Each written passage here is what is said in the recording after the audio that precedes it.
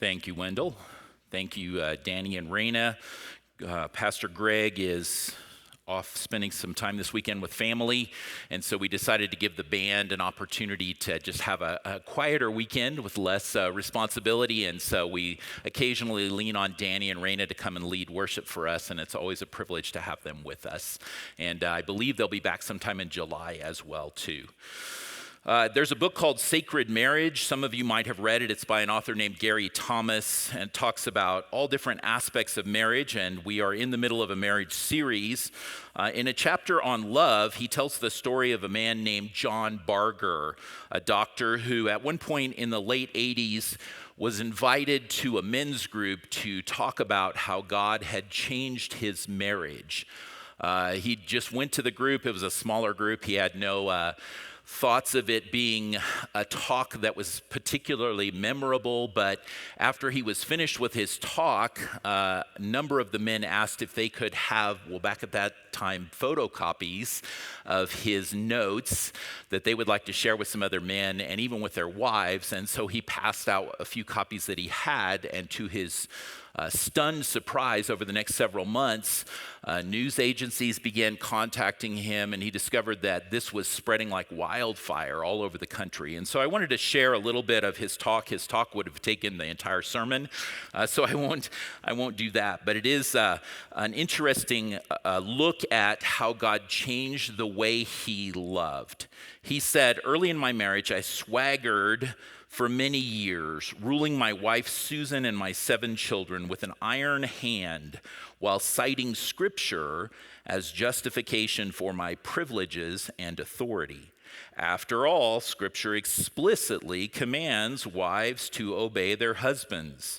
Years of dominating my wife and children left them habitually resentful and fearful of me, yet unwilling to challenge me because of the fury it might provoke. I alienated Susan and the children and lost their love. Home was not a pleasant place to be for them or for me. By 1983, Susan would have left me if it weren't for the children, and even that bond was losing its force. Then a number of dramatic events occurred which wrought a profound change in my moral, psychological, and spiritual life." So hold that thought. Today we are in week 5 of a 7-week series that is called Tighten the Knot. We're looking at 6 tools that God gives us for strengthening our marriages and enjoying relationships that He Himself designed. So today, if you have a Bible and you'd like to follow along, we will be mostly in 1 John chapter 4. And as you're turning there, I want to set the stage and bring you back up to speed, since it's been a couple of weeks since we took a break from this series. In week 1 of our series, we learned that God Himself is the original author and designer of marriage. And contrary to what sociologists and anthropologists will tell us, marriage was not invented by human beings, and God is not offering suggestions for a system that we created. If you go all the way back to Genesis 1, which we did, we discover that God Himself actually invented marriage. And as its creator, He offers us the best tools for maximizing our experience in it. Now, in week 1, I also made the bold statement that no one in this room is married to the wrong person. Now, your family and friends might have been shocked by the person you chose to marry, but God was not surprised in the least. And God has extraordinarily good plans for you as a couple. But God's good plans for us often require our hard work. The world will say to us that any relationship that requires hard work is probably not worth keeping. Why would that be true when we know that almost everything worth attaining and keeping in this life requires hard work?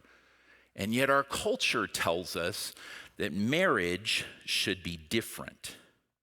Now, what are the 6 tools that we've been talking about that God gives us for strengthening our marriages? I'm going to very quickly review the first 3 that we've talked about. Tool number 1 is to create a culture of confession and forgiveness in your relationship. Why do we need to do that? Because you and I sin daily against our spouses, and we need to make corrections daily to get us back on the path that we were meant to be on. So if we want our marriages to grow and succeed, we must practice daily confession to and forgiveness for our marriage partner. Now, tool number 2, we said, is a commitment to the elimination of selfishness. Every one of us is driven by a desire to get what we want. It's a part of human nature. There's no way to escape it. It's the background track of our lives. Even when we're not actively thinking about it, it's playing over and over into our heads. And if we don't carefully watch that background track, that I want what I want voice inside of our heads, that it will, left to its own devices, kill our marriages. And so we must ask ourselves daily if the things that we say and we do to our spouses are driven primarily by our desires or by their needs. And if our primary motivation most of the time is our desires, and it usually is, we have to intentionally, repeatedly, daily redirect our motivations to make sure that we are meeting the needs of the person we're married to. Now, tool number 3, we said, is the pursuit of trust and being trustworthy. And I had you ask yourself a question several times in this last message. And the question was, am I building or am I eroding the trust in my marriage? And then I asked you to think about several ways of looking at that. One of them was to ask, do I speak and receive truth with grace? Do I give at least as much effort as my husband or wife to bring our marriage to a place of strength? Have I given up my need to punish every offense that my spouse commits against me? And do my actions and my words say that I am my husband or wife's champion or enemy? Now, if you missed any of those 3 tools, all those messages are online. You're welcome to look at our website or our YouTube channel. Today, we're going to tackle tool number 4. What is it? Tool number 4 is the practice of loving my spouse as God loves me. Now, if you are married today or you were married in the past, I want you to think for a moment, why did you get married? Some of you are going, I have no idea. But if you were to ask most people today why they got married, they would say they married for love, wouldn't they? And if someone in our culture gave you a reason other than love, you would immediately be skeptical of their potential success and longevity in their marriage. But what do people actually mean when they say, I got married for love? Now, if someone asked you to define love, what would you say? I went to dictionary.com. I found there are 22 primary definitions of the word love. But the first one really fits the subject we're talking about today, and it also has the advantage of being what our culture intuitively understands love to be. It said, love is a profoundly tender, passionate affection for another person. Now, in our world, in the Western world, we tend to use the word love in a lot of different ways. I might say, I love big trucks. I love Oklahoma Sooners football. I actually love an Irish folk music group called the High Kings. I love mountain waterfalls. I really love Henry Weinhard's black cherry cream soda, if you're taking notes. But if I say that, you all know that I mean a different kind of love than I would be meaning when I said, I love my wife. So a word like love in English, in which we use different ways in different contexts, is said to have a broad semantic range, or a range of meanings. Now, the New Testament, which most of you know is the last third of the Bible, which gives us the story of Jesus' life, death, and resurrection, and the story of the early years, the beginning of the church, as well as some future predictions about the end of time. The New Testament is written in Greek, and in ancient Greek, there were multiple different words that covered different aspects of love. They had a more precise understanding of different terms that would be used to describe different aspects of love. They did overlap a little, so it's not as precise as we sometimes would like, but you do see a lot of different words. 3 of them are used explicitly in the New Testament, and a 4th one is used commonly in cultural type of descriptions that are expressed in the New Testament, even though the Greek word is not used. So probably the one that's most common to people outside of the church is the word eros, which talks about romantic or perhaps sexual love. There's also a word most of us don't use very often or hear very often. It's storge, and it's talking about family love. So the love from a parent for a child, the love between siblings, things like that. There's a 3rd word, phileo, which describes the love between friends or comrades. The word that probably most Christians have heard many times is a word that describes sacrificial, undeserved, gracious love, and it's the word agape. So there's the 4 words whose ideas show up in the New Testament for us over and over again. So this raises a question for us. Is there a ranking of these words? Is there an order of precedence? Well, not a formal order according to the Greeks, but Jesus gave us some interesting words on which of those terms is primary. In the Gospel of John, chapter 15, verses 12 to 14, Jesus said, "This is my commandment, that you love one another as I have loved you. Greater love has no one than this, that someone lay down his life for his friends. You are my friends if you do what I command you."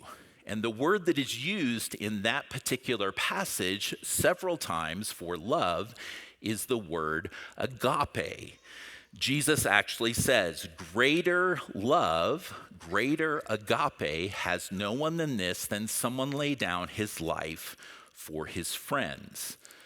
Now, if you've been in church for a while, you may recognize that passage as something that Jesus said on the night before he was crucified. He had a group of most of his disciples around him, and he was telling them something they really didn't grasp at the time, that he was the next day going to give his life on the cross to pay for your sin, for my sin, for their sin. And that night he said the greatest love is an agape love, a sacrificial love that gives itself up for the benefit of others. And he said, I'm going to demonstrate that kind of great love for you. And I command you as my followers, and then he says, in fact, you are my friends, to live out that same kind of love in your lives too. Love those whom you are called to love the way that I, the Son of God, loved you. Now, if you are familiar with that story, you might say to me, what did that have to do with marriage? We know that only one of the disciples, well, we're not certain about a couple of them, but we know that for certain only one of the people in the room when Jesus said that was even married. And this was not a marriage talk. This wasn't Jesus actually giving some kind of relationship advice to them. So the question for us then is, why would we apply this in any way to a marriage relationship? Jesus said, the greatest love is an agape love that gives itself up for the person who is loved. If the greatest relationship you are called to live out on this earth, excluding your relationship with Jesus Christ, is your relationship to your husband or to your wife, would this command not apply to that relationship?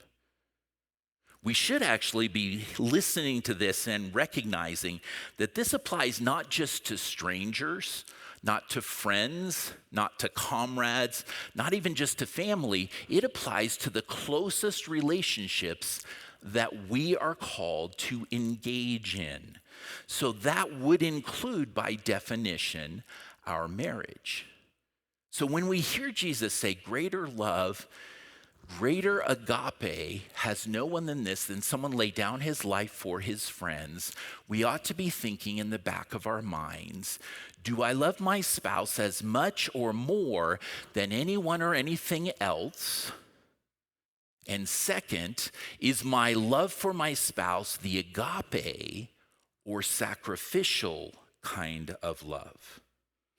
I want you to hold that thought for a few moments. And I want you to look at 1 John chapter 4, verses 7 to 12. John says this to his readers, "Beloved, let us love one another, for love is from God, and whoever loves has been born of God and knows God. Anyone who does not love does not know God, because God is love. In this, the love of God was made manifest among us, that God sent his only Son into the world so that we might live through him. In this is love, not that we have loved God, but that he loved us and sent his Son to be the propitiation for our sins. Beloved, if God so loved us, we also ought to love one another. No one has ever seen God. If we love one another, God abides in us, and his love is perfected in us." So remember, the first verses that I read, they were out of the Gospel of John. This, what I just read, was out of the book of 1 John. In the first verses that I read, where Jesus said, greater love has no man than he lay down his life for his friends, Jesus actually says, this is my commandment, that you love one another. And so John's actually quoting Jesus in the beginning of this passage from 1 John chapter 4. In verse 7, John says, "Beloved, let us love one another." And then John continues by telling us why we must love each other. The first thing he says is that love is from God. Verse 8, actually, in the same chapter there says, because God is love. John doesn't mean love is one of God's ideas. John actually means that love is God's identity. And without him, no love would exist at all. John is essentially telling us that real love always originates from the source of love, and that is God. You might disagree. You might say, well, okay, I understand how that in theory might be true, but I know people who don't even acknowledge God exists, people who don't even believe he's there, who love one another, love their families, maybe love their spouses, love their friends.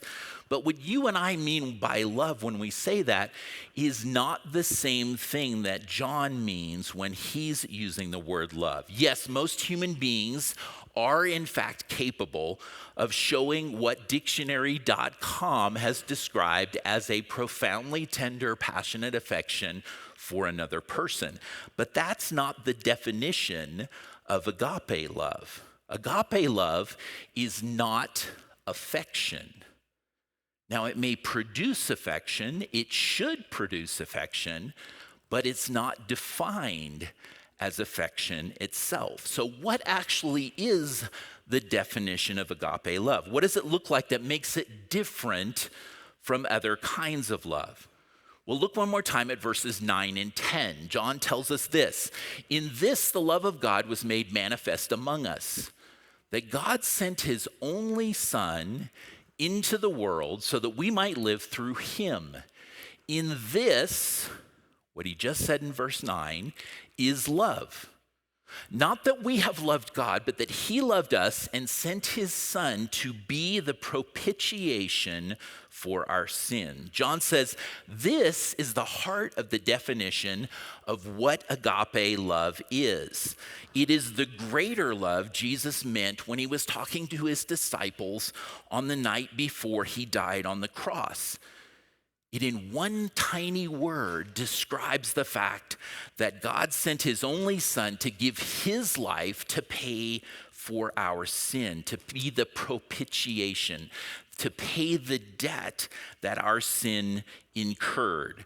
This is the kind of love that Jesus commands us to have with others. And if that's the kind of love that Jesus commanded us to have with others, in a general sense, why wouldn't that apply even more intensely to the relationship that you and I have with our husbands or wives? The other kinds of love that we find expressed in the New Testament and expressed a little bit more precisely in the Greek words are words that are critically important to a marriage. A marriage is the only context in which eros, romantic or sexual love, is appropriately exercised. And marriage, by definition, creates a new outlet for storge, the family love, because when you get married, a new family unit is formed. Marriage also should have a phileo quality to it. You should be friends with your spouse. You should consider them to be your comrades, the people with whom you journey through this life. But ultimately, marriage is not fully marriage without that agape or sacrificial love. The measure of our love for our spouses is how much agape love is in that relationship. And all agape love originates in God. Look at verses 7 and 8 one more time. John says, whoever loves has been born of God and knows God. And anyone who does not love does not know God.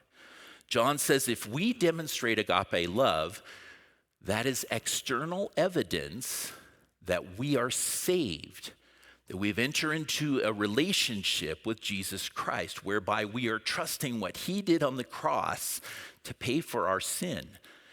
And God says we are part of his family. If we exercise agape love, that is a sign we have been changed. But John in the very next verse says, if we don't do that, we don't know God. Now, sometimes in confidential conversations, in counseling situations, I will hear a married person telling me a story in which he or she says that his or her spouse, in a moment of argument, said, "I never loved you." Now, those words are most often spoken to be hurtful. They're spoken to make the person who hears them think that he or she is unlovable. But the truth is, those words say a lot more about the person who says them than they say about the person who hears them. What they say is, I admit that I have chosen not to love you the way that Jesus has commanded us as Christians to love one another. I've chosen not to do what God says.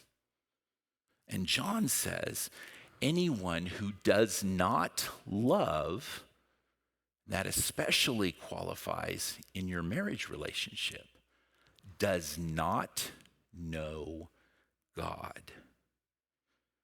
Look at verse 11. John says, beloved, if God so loved us, we also ought to love one another. Now, there's two ways to understand this verse, and I think we probably understand it the wrong way. It's the natural way. I don't think it's the right way. The way we normally hear this, and you can decide whether or not I'm right or wrong on this particular idea here, the way we usually hear this is we hear John saying, because God loved us so much, we should try really hard to love the people in our lives. Is that what most of you heard when I read that? There's actually another way to understand what John wrote.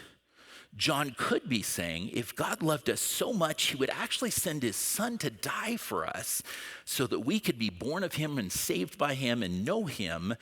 Then our deepest desire, because we are changed, will naturally be to begin demonstrating agape love toward those we claim to love.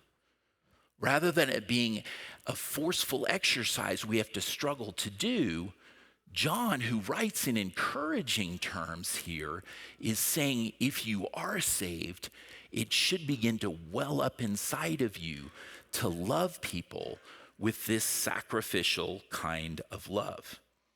Now, if we don't desire to love our spouses as God loved us, do we really even love God? How can we be sure? Well, verse 12, John says this, no one has ever seen God. If we love one another, we know God abides in us, and his love is perfected in us. So he says if we love one another, and that would include our spouses, with the kind of love that Jesus is talking about on the night before he was crucified, that agape love which originates only in God, we can be certain that he abides in us and we abide in him.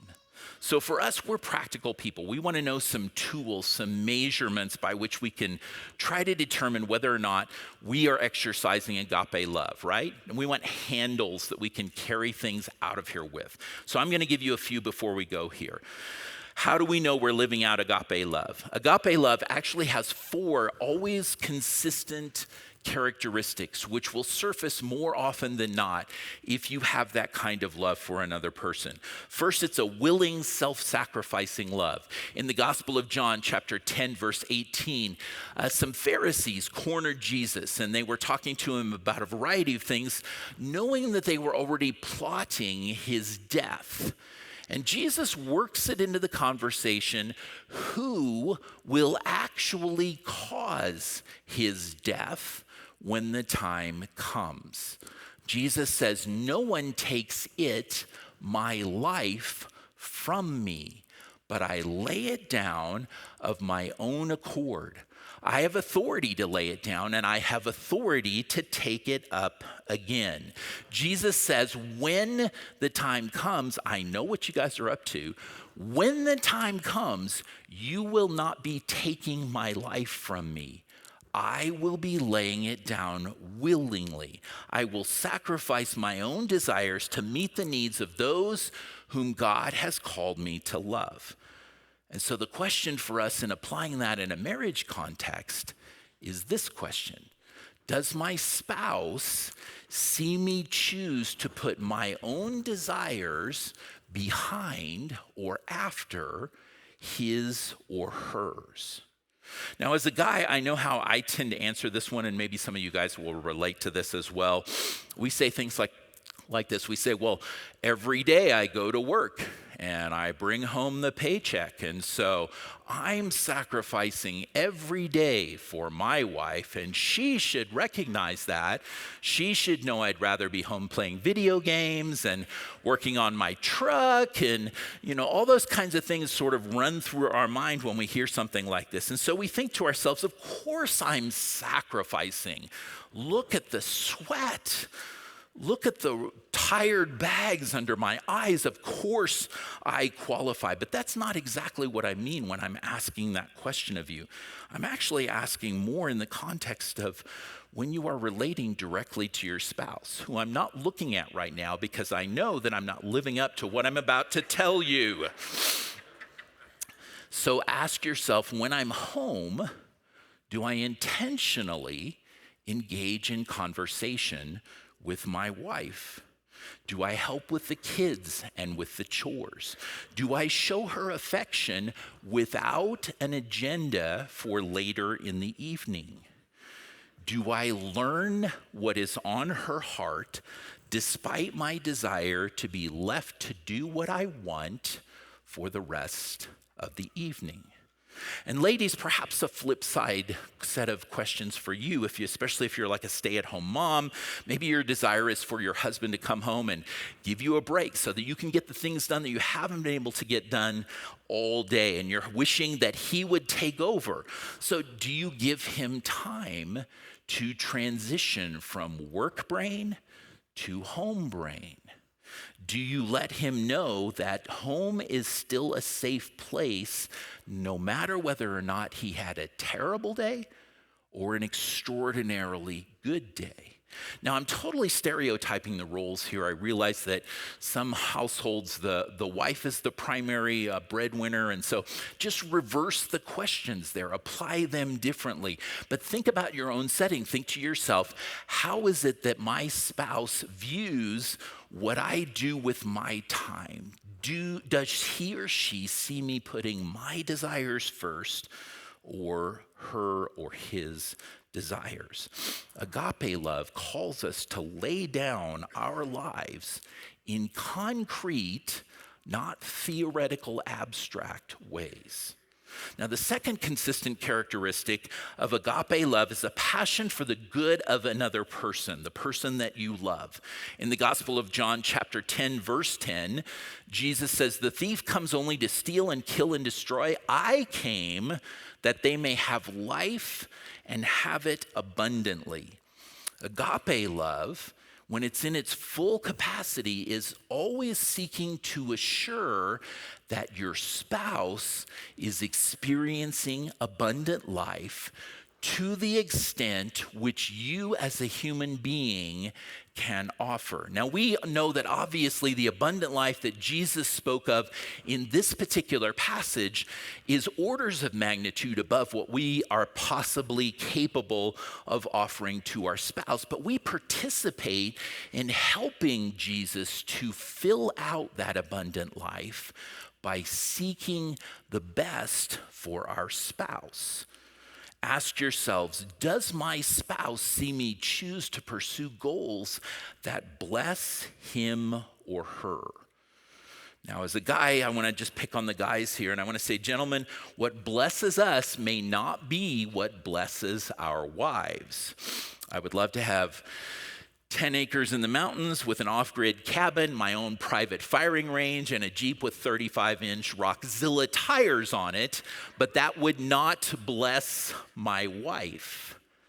However, I know my wife would be blessed by me taking 15 minutes at the end of every dinner that I have with my family, sharing a Bible verse I'd selected in advance, and talking with my kids and her about what it meant possibly for us and our family. Ladies, perhaps asking your husbands what they think about family decisions before you make them is one way of helping your husband know that he is still respected, even though perhaps he spends all day away from family doing something else. Or perhaps hearing what you prayed that morning for him when he arrives home at the end of the day would bless him with the knowledge that during the day, you are his greatest supporter and cheerleader. The third consistent characteristic of agape love is a refusal to require specific reciprocation. In the book of Romans, chapter 5, verse 8, the Apostle Paul tells us this: "But God shows his love for us," is what that should say. That's my typo. God shows his love for us in that while we were still sinners, Christ died for us. Jesus did not wait to demonstrate his agape love for us until he was certain that we would reciprocate in kind. He died for us before we even knew who he was. before we ever thought to acknowledge him as Lord and Savior. Agape love doesn't love with the expectation of getting something back. It doesn't keep score. It doesn't demand that the debt be repaid within a certain interval of time, or it will not be offered again. So ask yourselves, does my spouse see me choose to love without me recording a debt for them to pay? The fourth consistent characteristic of agape love is that it is never withheld because the other person is undeserving. Most of you are probably familiar with a passage in the book of Ephesians, chapter 2, verses 8 and 9, in which it says, "For by grace you have been saved through faith, and this is not your own doing. It is the gift of God, not a result of works, so that no one may boast." Out of his agape love, Jesus went to the cross to die for our sin. None of us deserve that. None of us even could be said to deserve it more than other people in this room. By God's measurement, all of us were at the bottom of the heap. None of us did anything to earn it. And likewise, we cannot offer love only when our spouse is deserving and expect that God will credit that to us as agape love. It is not. Agape love is unconditional love. So we should ask ourselves, does my spouse see me choose to love even when it's not deserved?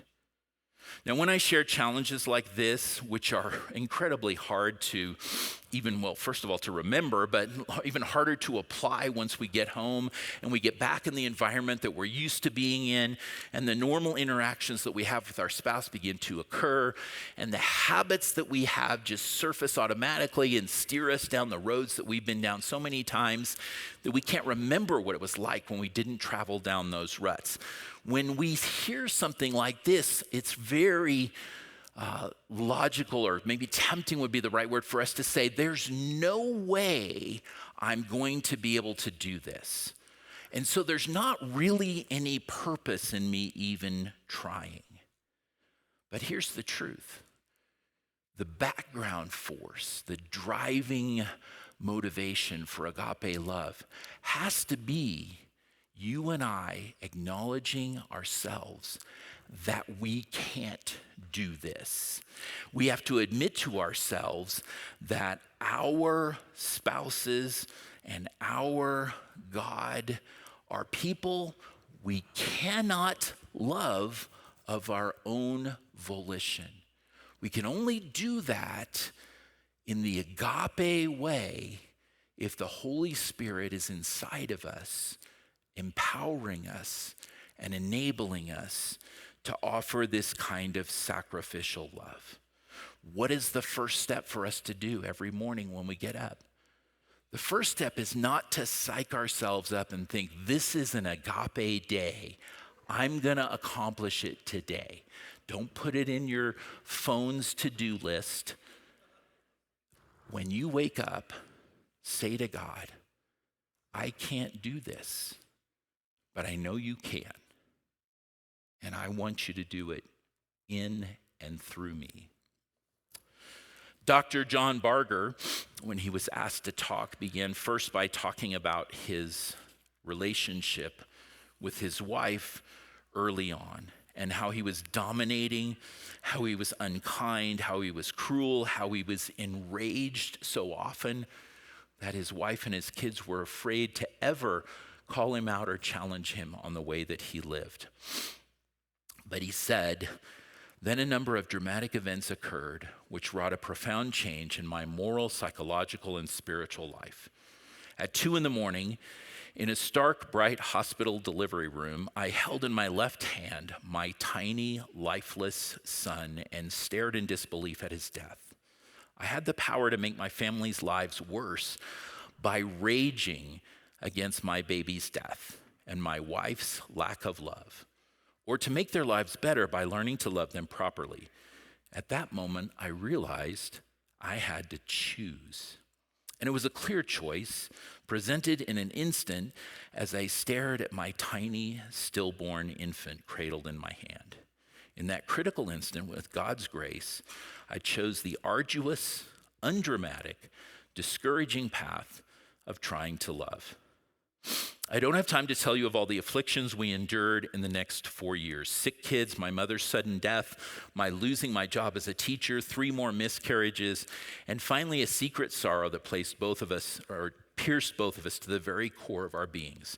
In the midst of these many afflictions, I found that the only way I could learn to love and to cease being a cause of pain was to suffer, endure, and strive every minute to repudiate my anger, my resentment, my scorn, my jealousy, my lust, my pride, and my dozens of other vices. And so I began holding my tongue. I started admitting my faults and apologizing for them. I quit defending myself when I was judged harshly. For the important thing was not to be right, but to be well thought of, but to love. As I had made myself the center of attention for too many years already, I said little about my own labors and sorrows, and I sought to know my wife Susan's and to help her bear them. And frankly, once I started listening to Susan, once I really began hearing her and drawing her out, I was startled at how many and how deep were her wounds and her sorrows. And most were not sorrows unique to Susan. Most were sorrows that nearly every woman I know feels. Women suffer wounds far more often and with a greater intensity than most men ever realize. And unless we ask them, women generally do not speak to us of those sorrows, perhaps because we men so often dismiss their troubles as insignificant or write off the women themselves as weak or whiny. Can men withdraw the sword of sorrow that pierces their wives' hearts? I don't think so. Their problems are generally not the kind that have easy solutions, but rather form the fabric of their daily existence. What do they really want? I figured it out. Now, it's dangerous for a man to say this, but I think you'll understand what he means when he says this. I will tell you, my wife wanted me to listen, to understand, and to sympathize. She wanted me to let her know that despite her problems, her exhaustion, her dishevelment, that I loved her, and to let her know that it caused me sorrow that she was suffering, and that if it were possible, I would change it for her. That's so profound. Okay, I got to practice these sermons because... And then he goes on and says, towards the end of this long talk, he says, we cannot successfully demand the love of our spouse or the love of God. We have to wait. And just as our spouse's heart is melted when they encounter in us weakness accompanied by our humble admission of it, so God's heart is melted and he is most tender and gracious to us when he encounters in us weakness accompanied by our humble admission of it.